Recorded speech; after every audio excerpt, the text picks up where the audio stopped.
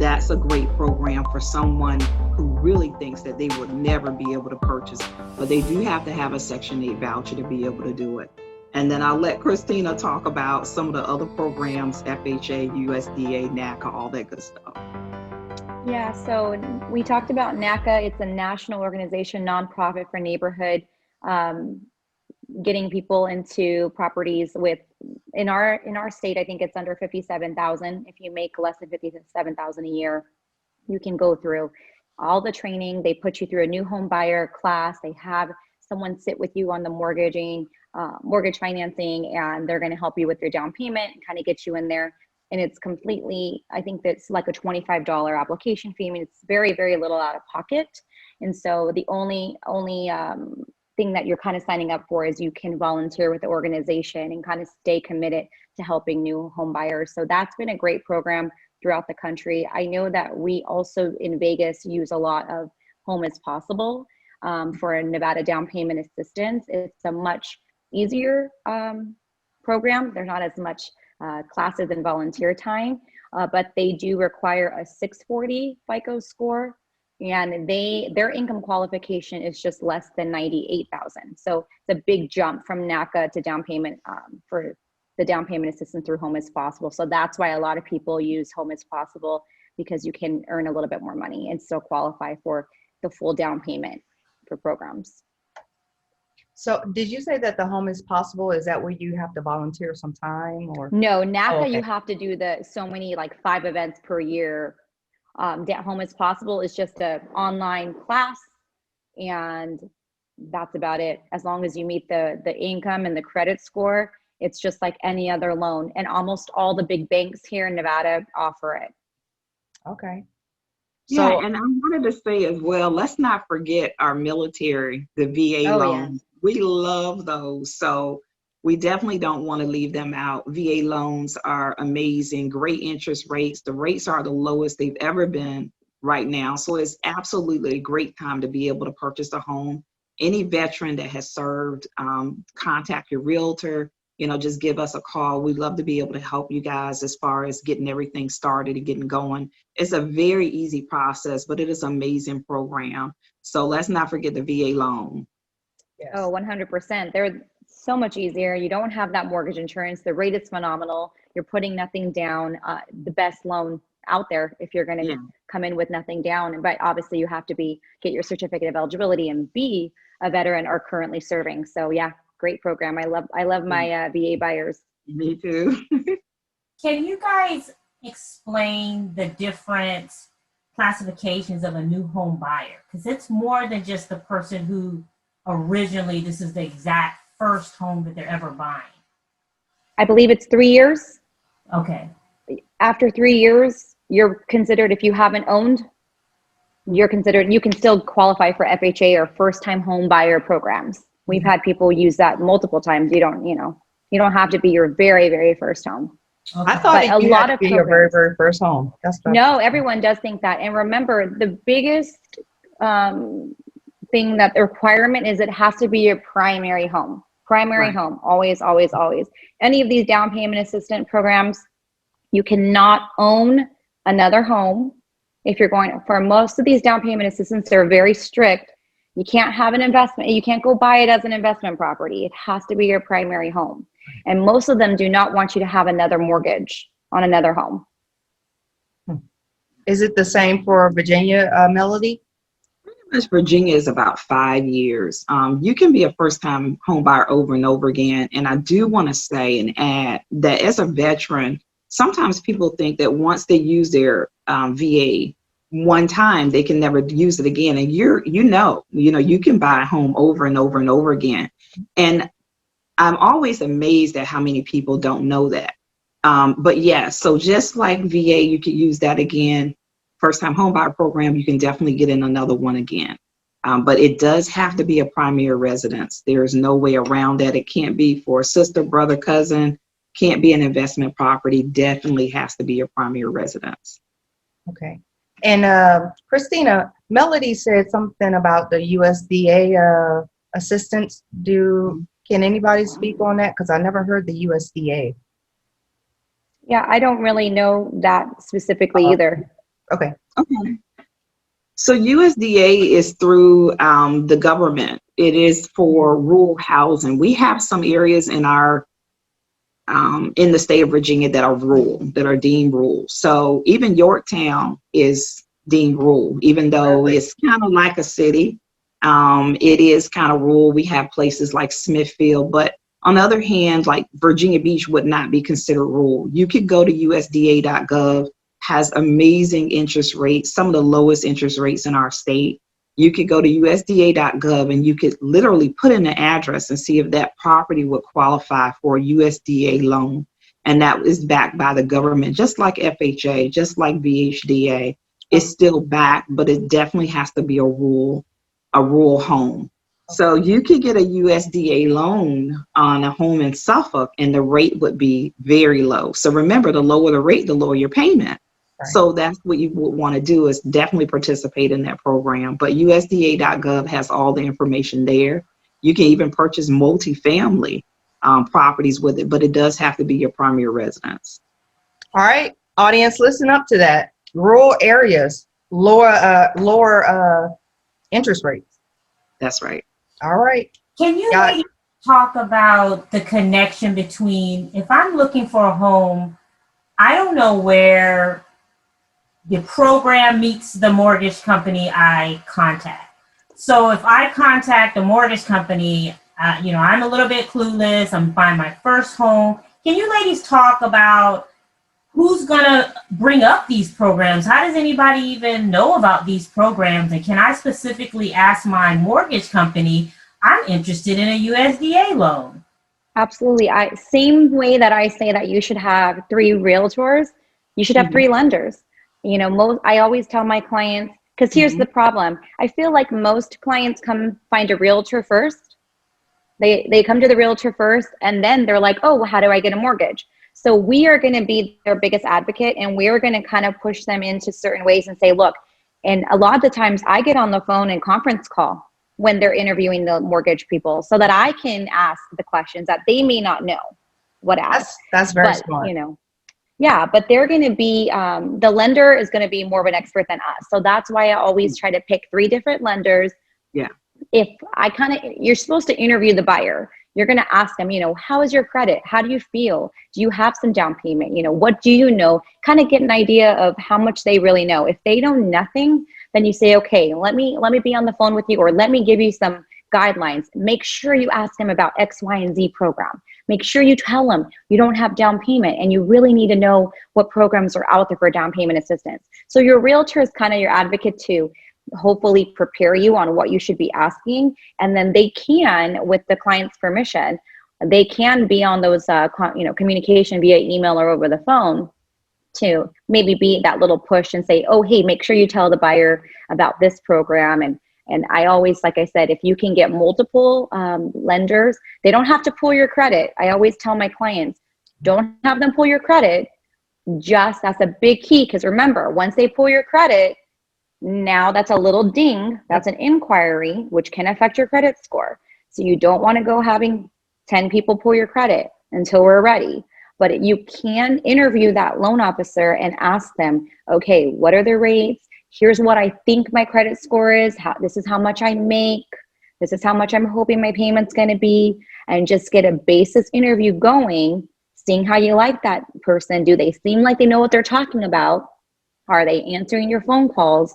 And before you hire them as your loan officer, and once you hire them, then of course they're going to pull your credit and confirm what they can get for you. Melody, do you have anything to add?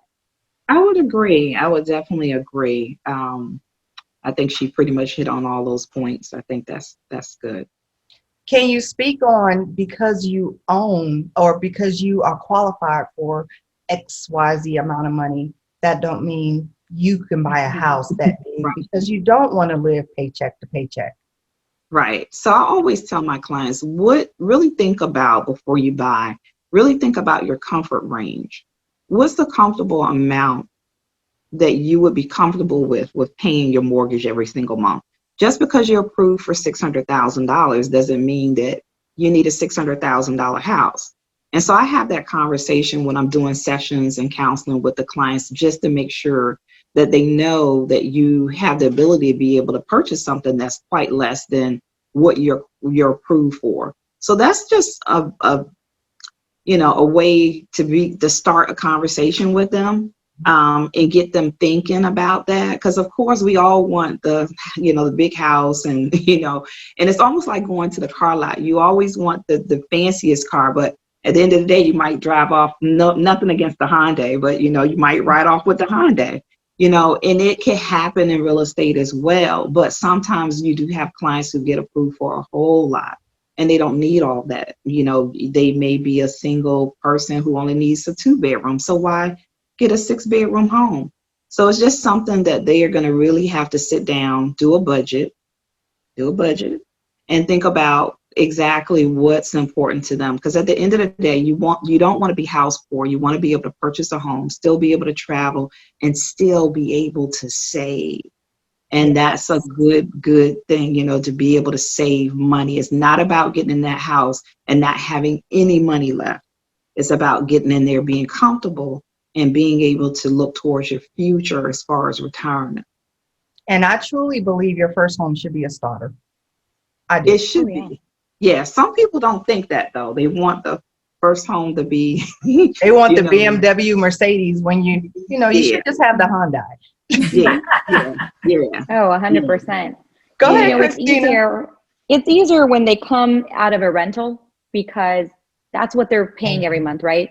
It's like, well, is it hard to scrape up that much money for the rental, or is it easy and you got plenty of money? Because what they don't understand, and that's part of us as a realtor kind of counseling them, is there's added expenses. You don't have that landlord anymore to call when the water heater goes out. Guess what? That's $1,000 water heater, when that goes out. So we do have to save and have that rainy day fund. And so it's really important. I am super, super frugal in my own life. So I always tell my clients when I sit down with them, I treat your money like my money. And since I'm frugal, I'm like, do we really need to spend this much? Do we really need to get this? And, everybody wants to, if I finally convince them to get that starter home, oh, well, we're going to rip out, we're going to do this, we're going to do that. And I'm like, let's just focus on a nice paint job. We'll work on some new carpet. Every year you get your tax return, we'll work on something, and build some sweat equity, and just be realistic as to what they can afford and what they should be doing, and putting money away, because being a homeowner is great, but there are costs to home ownership, and they don't want to get hit with all of a sudden their AC goes out and it's $4,000, and they don't know how they're going to have air conditioning in Las Vegas in 115 degree, July. And that's true. People have died because their AC has went out because it was old, and they can't afford anymore. Dr. Yancey, would you like to add anything?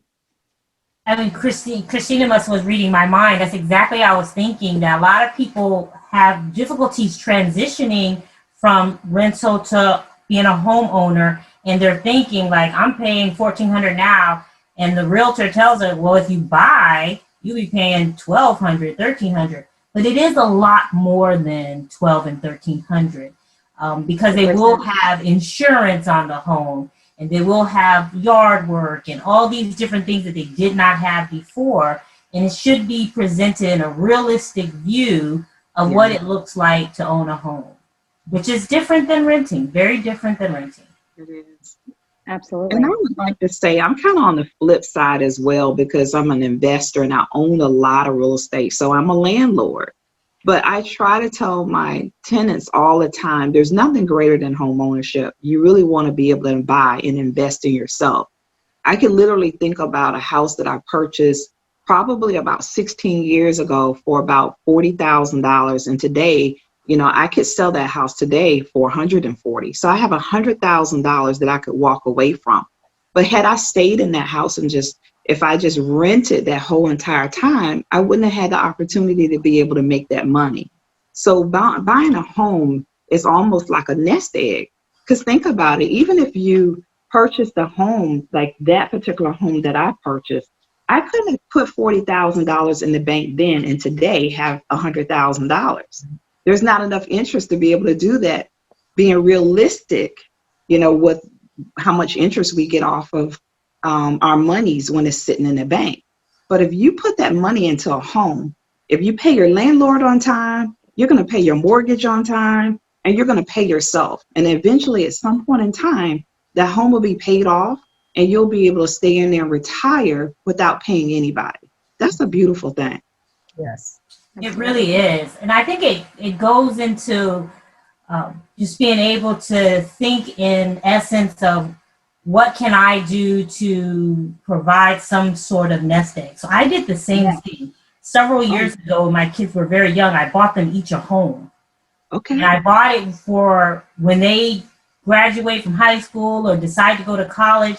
Maybe they don't have to live in the dorms. They can purchase them a small home wherever they want, because I would take and sell the home. Then the market crashed. So that idea went out. But the principle is that you're building a nest egg that will not grow, that will grow much faster than just putting that same amount in the bank. Right. Because the market does cycle. It always cycles. So even when I purchased that property and the market crashed, I had a tenant in there paying $975 a month. So they were paying the mortgage anyway. Mm-hmm. Now you fast forward to now and the market is high, I've received my money back.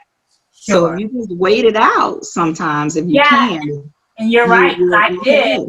But I did notice, like, when the market crashed, you're talking about $120,000 home, the value of it dropped down to 80. And I kept the home, and it's just now back up to like 130. But I bought it for 120, and that was almost 15 years ago.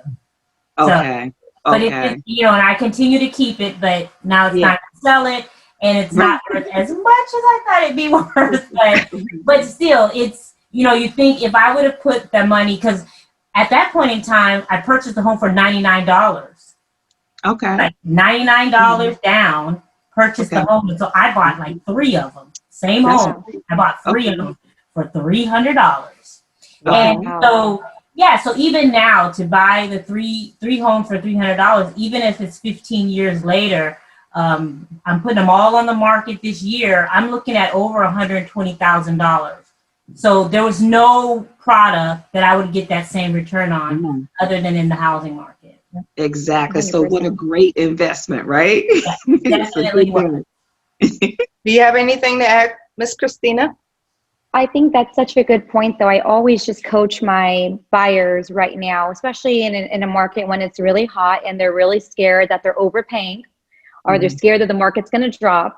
Oh my gosh, what can we do? What can we do? And so I have the same speech every time. I don't have a crystal ball. I don't know what's going to happen with the home values next year, but here's what I do know. You got to buy smart. And by buying smart, I always tell them, do you like the house? If the market crashed next year and you were stuck in this house for the next 10 years, because sometimes it takes a 10-year cycle. If you were stuck here for 10 years, do you like the home? Yeah, we love it. Could you see your family being here for 10 years? Great. The payment, can you afford it? Does it seem like a good payment? You have a 30-year fixed mortgage. And if all else stays the same, you have your employment, obviously, you can afford it, correct? Great. Then don't worry what the market does, because we all have to live somewhere. You're either paying rent, you're paying somebody else's mortgage to put them in retirement, or you're paying your own. So it doesn't matter. Don't stress. Don't stay up at night, thinking, what if? Here's what's going to happen. You need a roof over your head.